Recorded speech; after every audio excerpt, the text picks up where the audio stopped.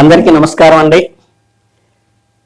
ఇప్పుడు మన ముందు ఆధ్యాత్మిక సింహం శ్రీ శ్రీ శ్రీ కమలానంద స్వామి భారతీ స్వామి వారు ఉన్నారు. వారిని ఈ 10,000 గ్రామాల్లో పాదయాత్ర అనేటువంటి బృహత్ కార్యక్రమం ప్రారంభించి ఇప్పటికీ ఆల్రెడీ చైతన్యవంతులు చేస్తూ ఉన్నారు. ఇందులో స్వామీజీ నమస్కారం. మాకు చిన్న ఇదేంటంటే, యువత మనకి ప్రధానమని ఆయువు పొట్ట అంటారు దేశానికి.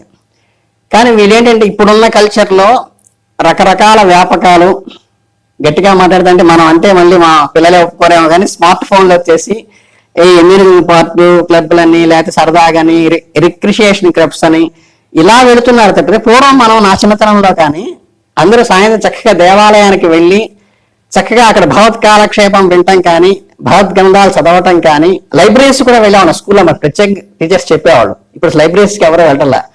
అలా ఆధ్యాత్మిక సంపత్తి కొన్ని చాలా ఉన్నప్పటికీ కూడా దాన్ని యూటిలైజ్ చేసుకోకుండా మనం డైవర్ట్ అవుతున్నారు. ఈ యువతని ఆధ్యాత్మిక మార్గంలోకి, యువతని చైతన్యవంతం చేయటానికి మీ యాత్రలో ప్రధానంగా తీసుకున్న ఉద్దేశం అని చెప్పింది. ఎందుకంటే మనకి ఆ స్థాయి వచ్చిన తర్వాత, ముసలి వాళ్ళు అయిపోయిన తర్వాత, అంటే రిటైర్మెంట్ తర్వాత చేసుకునేది ఆధ్యాత్మిక తప్పితే యూత్ కాదు అనేటువంటి ఒక భ్రమ.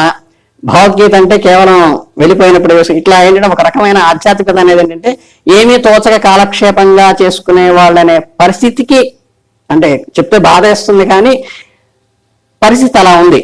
కనుక ఆధ్యాత్మికత అనేది యువతకే నువ్వు జీవితంలో ఎలా ఎదగాలి, ఎలా బతకాలి, ఎలా నిలబడాలని చెప్పడం కోసమే ఆధ్యాత్మికత, హిందుత్వంలో గ్రంథాలు ఉన్నాయనేది ప్రధానంగా మీరు చెప్పేటువంటి విషయం. దీని మీద యువతకి చక్కగా నాటుకునేట్టుగా మీరైతే ఖచ్చితంగా చెప్తారన్న ఉద్దేశంతో మిమ్మల్ని వినమ్రంగా అడుగుతున్నాను. ఆధ్యాత్మికత అనేది పసితనంతోనే ప్రారంభమవుతుంది.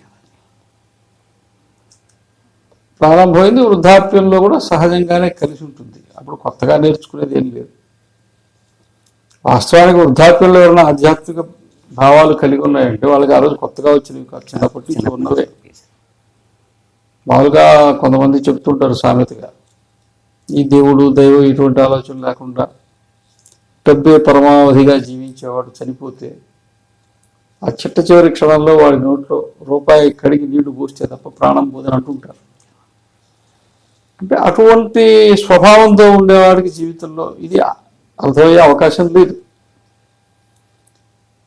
యువత విషయంలో మనం ఎందుకు ఇలా ఆలోచిస్తున్నామంటే, మనం ఏదో యువతకి చెప్పాలా, లేకపోతే చెప్తే కానీ తెలియదు అనే ఉద్దేశంతో కాదు. యువతయే సహజంగా ఆధ్యాత్మిక మార్గంలో ఉంది. దానికి ఒక ఉదాహరణ చెప్తాం. 90వ దశకంలో వచ్చినటువంటి ఒక పెద్ద కుదుపు ఐటీ. మన గ్రామాల్లో చాలా మామూలు సాధారణమైన పేద కుటుంబాల నుంచి కొద్దిపాటి కంప్యూటర్ పరిజ్ఞానంతో ఉండే వాళ్ళందరూ ఆ రంగంలోకి వెళ్ళిపోయారు, స్థిరపడిపోయారు. డబ్బులు కూడా వాళ్ళు సంపాదించారు. అప్పుడు ఉండే రూపాయి విలువతో పోల్చుకున్నప్పుడు వాళ్ళకి వచ్చేటువంటి జీతాలు చాలా ఎక్కువ ఆ రోజుల్లో. వాళ్ళు ఏం చేశారు, మొదట వాళ్ళ తల్లిదండ్రులకు ఒక ఇల్లు కట్టించారు. నా అనుభవం చెప్తున్నారు, చాలా గ్రామాలలో ఈ ఐటీకి సంబంధించినటువంటి వాళ్ళు ఎక్కడెక్కడైతే ఉద్యోగాలు చేస్తున్నారో ఆ గ్రామానికి సంబంధించిన 3-4 ఒక బృందంగా ఏర్పడి ఆ రోజుల్లో 1,00,000-1.5 లక్ష అయితే మంచి దేవాలయం వచ్చింది. వీళ్ళు దాదాపు అనేక గ్రామాల్లో రామాలయాలు వీళ్ళు కట్టించారు. మనకు అర్థమైంది ఏమిటి అంటే, మన బిడ్డల దగ్గర ఒక రూపాయి ఉంటే వాడు దేవుడికే ఇస్తారు. కాబట్టి ఈ రోజుకి మనం చూస్తున్నాం, ఉద్యోగాలు చేసుకునే యువకులు అనేక రకాలైన కార్యక్రమాలకి, ధార్మిక సేవా కార్యక్రమాలకు ఖర్చు పెడుతున్నారు. కేవలం దేవాలయానికి ఇస్తేనే కాదుగా, సేవా కార్యక్రమాలు చేస్తున్నారు. ఈ వీళ్ళు ఏమంటారు, కొన్ని రకాల ఇబ్బందులు పడుతుంటారు శరీరం సరిగా లేక, అటువంటి వాళ్ళకి 3 చక్రాల బండ్లు ఇవ్వటం, ఇట్లా అనేక రకాలైనటువంటి సేవా కార్యక్రమాలు కూడా తమ కష్టపడి సంపాదించుకున్న డబ్బుల నుంచి తీసిస్తున్నారు. కాబట్టి సమాజంలో ఉండేటువంటి ఒక సకారాత్మకమైనటువంటి కోణం, దీన్ని మనం స్పృశించటం ద్వారా సమాజంలో ఏది ఉందో దాన్ని సమాజం ముందు పెట్టడం ద్వారానే సమాజాన్ని చైతన్యపరచగలం. కాబట్టి ఆ విషయాలు చెప్పుకుంటూ వెళ్ళాలి. మనం గ్రామానికి వెళ్ళాం, ఆ గ్రామంలో యువతని చైతన్యపరచడం అంటే మన చైతన్యపరచడం కాదు, చైతన్యవంతమైనటువంటి యువతని సమాజం ముందు చెప్పటం. శుద్ధమైన నీరు అడుగునంది పైన పాచి ఉంది, ఆ పాచి దీనికి అర్థం అది. అంతే. యువ చైతన్య అనేది కాదు, చైతన్య యువ అని పెట్టాలి. Right, okay. చైతన్య యువ పాదయాత్ర ఇది. అవును, యువ చైతన్య అంటే యువకులు మనం చైతన్యం మనం చేసేది కాదు, వాళ్ళు ఆల్రెడీ చైతన్యవంతంగా ఉన్నారు కాబట్టి ఇన్ని కార్యక్రమాలు జరుగుతున్నాయి. ఇప్పుడు ఉదాహరణకి ఇక్కడ వివరంగా ఒక విషయం, ఒక సంగతి చెప్దాం. సాధారణంగా ఏదో పాశ్చాత్యం, ఈ సంస్కృతి ఏదో అయిపోయింది. ఎంతమంది పోయారు? ఎవరు? ఇన్ని కోట్ల జనాభాలో అసలు ఉదాహరణకి మద్యపానం తీసుకుందాం. సరే, గతంతో పోల్చినప్పుడు పెరిగారు అనేది వాస్తవం. కానీ మొత్తం సమాజంలో తీసుకుంటే ఈ రోజుకి కూడా దాని జోలికి వెళ్ళని వాళ్ళే ఎక్కువ. యువత తీసుకుందాం, దాని జోలికి వెళ్ళని వాళ్ళే ఎక్కువ.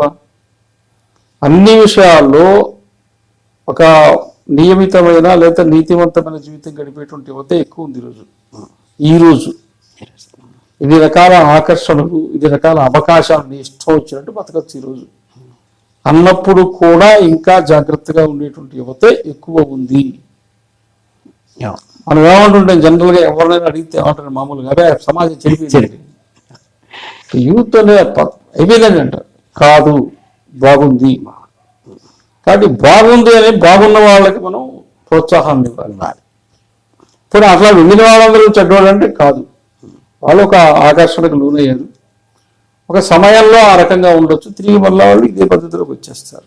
అందువల్ల మనం సరైనటువంటి మార్గాన్ని ప్రస్తావన చేయాల్సిన అవసరం సమాజం ముందు. ఇది రెండోది. మూడోది, యువత విషయంలో, ఈ మూడో విషయంలో 2-3 అంశాలు వస్తాయి. ఒకటి, యువత గ్రామాలు ఖాళీ చేయటం, చదువుకి ఉద్యోగాలకు వెళ్ళిపోవటం, గ్రామాల్లో కేవలం వృద్ధులే మిగలటం. గ్రామాల్లో వృద్ధులే మిగలటం ఒక అంశం, ప్రధాన. యువత మొత్తం నగర బాట పట్టడం రెండో అంశం. మూడో అంశం, ఈ రెండింటికి కారణం ఏంటి? ఉన్నవాళ్ళు వెళ్ళిపోయారు, ఊర్లో వీళ్ళు మిగిలేరు. కారణం ఏంటంటే, ఇంట్లో 4 పిల్లవాళ్ళు ఉంటే 2 బయట పోయినా 2 ఇంట్లో ఉండేవాళ్ళు. ఇప్పుడు 2 ఉంటే ఒకరు పోయేవాళ్ళు, ఉండేది ఒక్కడైతే. కాబట్టి దీనికి కారణం ఏంటంటే, మీరు సంతానాన్ని కనలేదు, ఒక్కరితో 2తో సరిపెట్టుకున్నారు. ఆ ఒక్కరితో 2తో సరిపెట్టుకున్నటువంటి దాని పర్యవసానము ఈరోజు ఒక్క తరం దాటితే ఇంకా గ్రామం లేదు. కాబట్టి హిందువులు మైనారిటీలు అవుతారు, అది చాలా పెద్ద విషయం. అసలు మన గ్రామాలనే మనం పూర్తిగా లేకుండా చేసుకుంటున్నాం. ఇంకేం ఒక ఇల్లు కూడా ఒక ఇప్పుడు ఈ పాదయాత్ర 10 రోజులు చేసింది నా అనుభవం ఏమిటంటే, చాలా గ్రామాల్లో ఎక్కడైనా దేవాలయం నిండా 10 మంది వచ్చి కూర్చున్నారంటే ఆ ఊర్లో వృద్ధులు ఉంటేనే జరుగుతుంది. ఇక వాడి కాలక్షేపం లేదు కాబట్టి వచ్చి కూర్చుంటారు. 70 ఏళ్ళు 80 ఏళ్ళు వయసు. వాడు దాటుకుంటే ఆ ఊర్లో ఇల్లు ఖాళీ. కాబట్టి ఈ స్థితి ఉంది అనేది, ఇది ఇంకొక కోణం సమాజం ముందు దీన్ని చూపించాలి.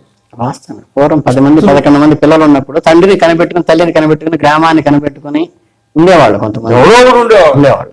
ఇప్పుడు ఉన్నదే ఒక్కడు. రెండోది, మనస్తత్వం కూడా ఎట్టేందంటే, ఇప్పుడు వీడేదో చూడాలన్న ఆలోచన తల్లిదండ్రులకి ఏం లేదు. ఆ ఆలోచన లేకుండానే చదివించారు కాబట్టి వాడు అలా వెళ్ళిపోతున్నాడు, వాడు బాగుండాలా అనే ఉద్దేశంతో. కాబట్టి ఇది మొత్తము సామాజికమైనటువంటి రచన కావచ్చు, వ్యవస్థ కావచ్చు, ఇది పూర్తిగా ఛిద్రమైపోతుంది. ఇది హిందూ సమాజానికి శాపము. ఒకవైపు ఏమో వరం, ఆ దేవాలయంలో రామాలయం కట్టించింది మన యువకులే. కానీ వాళ్ళు ఊరికి రారు. వస్తారు, ఎప్పుడు జాతరకు తిరణాలకు వస్తారు, కానీ ఇంకా అక్కడ ఉండడానికి రారు. అవకాశం. కానీ హిందూ దేశంలో హిందూ గ్రామాలు తగ్గిపోతున్నాయి. మీరు ఎక్కడో వేరే మతస్థులు హిందువులందరినీ పంపించేస్తున్నారు, వార్తలు వస్తాయి. బలవంతంగా తెరవేస్తున్నారు, ఇట్లా ఆస్తులు ఆక్రమించుకుంటున్నారు. అది చాలా మనకు బాధ కలిగించే విషయం. అది జరగకూడదు. కానీ ఆ ప్రయత్నం అక్కర లేకుండా హిందువులే ఊరు వదిలిపెట్టిపోతే, గ్రామాలు ఖాళీ అయిపోతే, కాబట్టి ఇది రాబోయేటువంటి 1 దశాబ్దంలో 2 దశాబ్దాల్లో మన భారతదేశానికి ఒక శాపంగా మారబోతున్నది. దీనిని అధిగమించడం ఎట్లా అనేది ఇప్పుడు ఆలోచన. ఈ గ్రామాలు మళ్ళా పునర్వికాసం పొందాలా, చిగురించాలా, ఆ గ్రామం నిలబడాలా అంటే ఏం చేయాలా, దానికి సంబంధించినటువంటి ప్రయత్నం పెద్ద ఎత్తున ఒక ఉద్యమంలాగా ఈ దేశంలో జరగాల్సిన అవసరం ఉంది. లేదా మనకు సమాజం అంతా ఖాళీ అయిపోతుంది, భూములు మిగులుతాయి. దాని తర్వాత పర్యవసానం ఏమవుతుందనే సంగతి ఇప్పుడు నేను చెప్పలేను, అది వేరే అంశం. చాలా సంతోషం అండి. అసలు మూలం ఏంటి అనేది కరెక్ట్గా ఎన్లైటన్ చేసి, మనం ఇప్పుడు కూడా ఏ సమస్యకైనా సరే ప్రధాన మూలం ఒకటి ఉంటుంది.